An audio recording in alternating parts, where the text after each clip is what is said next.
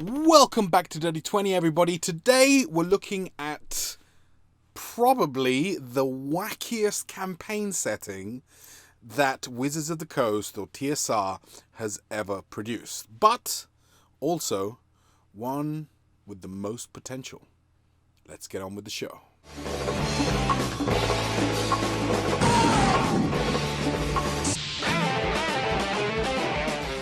So today we're talking about Spelljammer. Now, Spelljammer is a campaign setting that was originally published in 1989 by TSR for Advanced Dungeons & Dragons, or 2nd edition. It was a way to bring the kind of science fiction crowd into the mix, because although you can have a lot of fun and adventure with D&D from, day one, it did always feel very kind of sword and sandal or, chainmail, medieval, that kind of fantasy. Not a lot for the kind of masses of sci-fi fans that started to crop up after, the release of Star Wars and the popularity of Star Trek and stuff like that. So, what is Spelljammer? Well, there are a few elements that make Spelljammer unique. First of all, Spelljammers themselves are ships that are capable of traveling between crystal spheres, and we'll find out what that is in just a minute. But in order to do that, you must use a helm, a Spelljammer helm. A helm is kind of like its engine. It's used by magic users, and they expend spell slots in order to be able to propel this flying ship through the stars. Now, gravity and air are an issue which immediately you kind of bump up against whenever you're leaving the planet, so to speak. But in Spelljammer, they've taken a very liberal approach, and this is why it's often referred to as science fantasy, as opposed to kind of science fiction. But essentially, any thing has gravity. So, for example, if you're on a traditional ship with sails and a helm is present and a spellcaster allows it to raise up into the skies, then as soon as it leaves the planet, then it takes with it a bubble of air. And the plane of gravity is a straight line drawn through it, which basically means that if you're standing on the top deck, then you can stand as normal. It's as if you were on the oceans. But if you were to walk along the side, you would then be able to stand on the very bottom of the ship, because the gravity is coming from that line that you've drawn through it. Pretty fun. Now, crystal spheres. Crystal spheres are the idea that instead of solar systems as we know them, or planetary systems, they are contained within these crystal spheres, which you cannot destroy, you cannot break. Portals open up in them every so often, or there's magic that will allow you to enter a portal and basically enter this planetary system. Now, what's interesting is that they found a way, the publishers of D&D, to essentially connect all their different campaign settings. So whether it's Kryn, or whether it's the Forgotten Realms, or Eberron, or what have you, essentially, these are all individual crystal spheres. So you can essentially travel between them. Now, wild space. Wild space! Wild space is the term that is used to describe outer space. Now, if you haven't seen the full video of the little clip that I just showed, then do yourself a favor, go into the description, click on the link, you can thank me later. It's hilarious and brilliant at the same time. Now, the final element of Spelljammer to kind of get us an idea of how this kind of thing plays out is the phlogiston.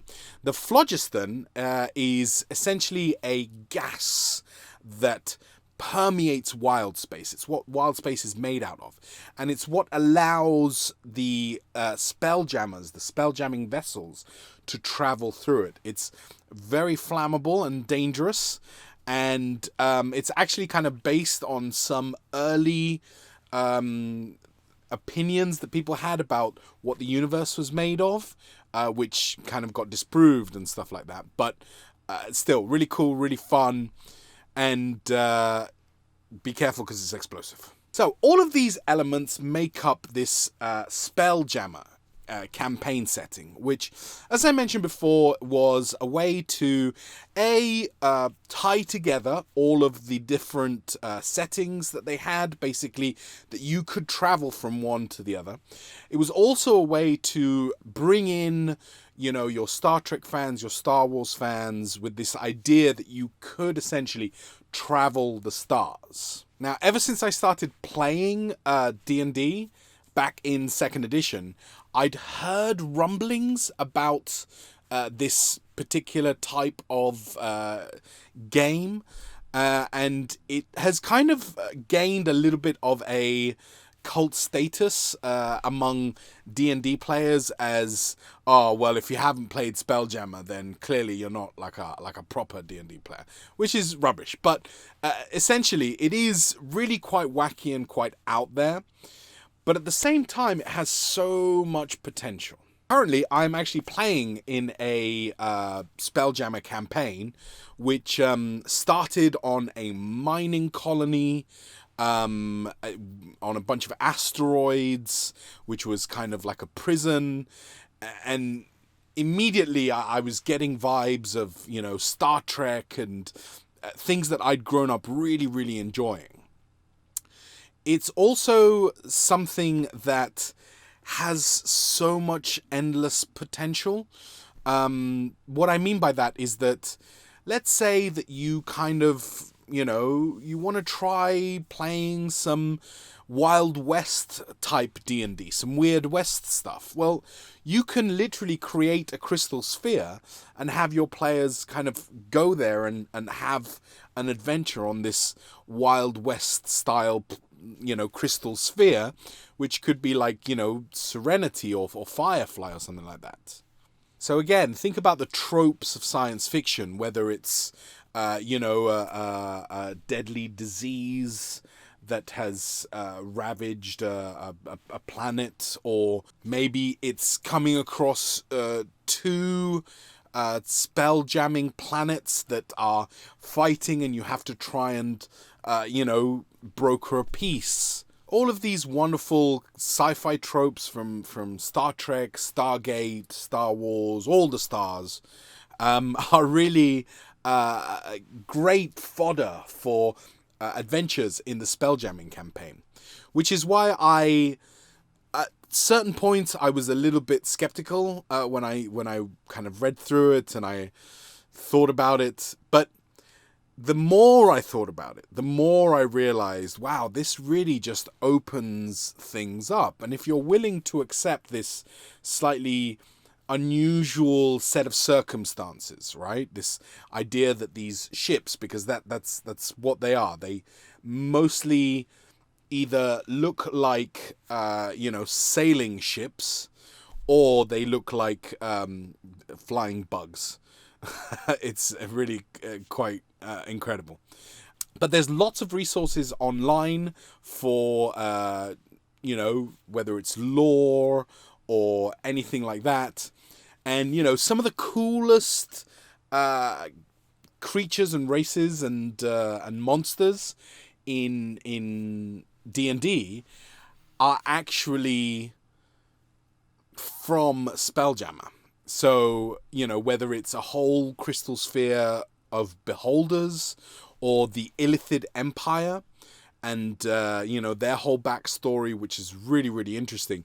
A lot of that has to do with Spelljammer. Now, in 5th edition, there hasn't been a lot. Some things have been teased with regards to Spelljammer. For instance, in the Dungeon of the Mad Mage, which is a pre-written adventure from Wizards of the Coast, there is one level in the dungeon which is connected to the wild space, and I think it's a portal to an asteroid somewhere out in wild space. And so it teases it. You've got illithids as well, and space jamming vessels, things like that. So it kind of is out there, and I think that it has enough of a cult following that I think it will probably eventually come out.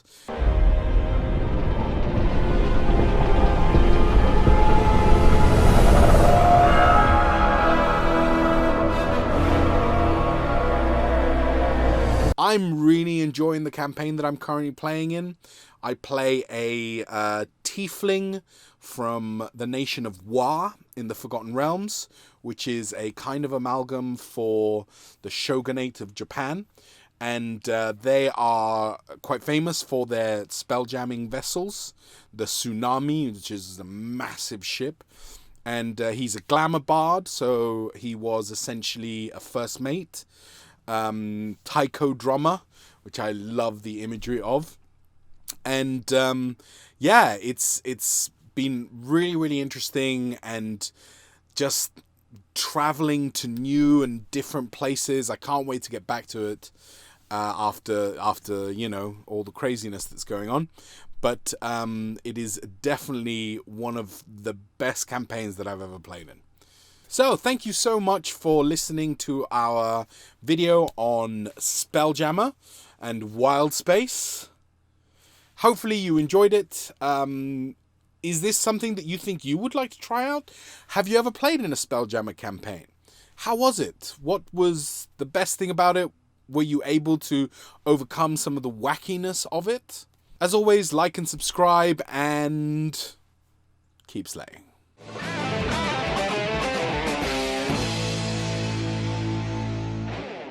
If you've enjoyed this content, then please smash that like button, subscribe, share this around online, and come and visit our website, www.lavictoriaproductions.com, to see all our past episodes, as well as our blog posts and all the stuff that we're currently working on at La Victoria Productions. Why not reach out to us and tell us what you think of our videos? You can reach us on Twitter. @MouthLaVictoria is our producer. We are also on Instagram. I am EnanoLVP, and our producer is Jazzy J. Shiro.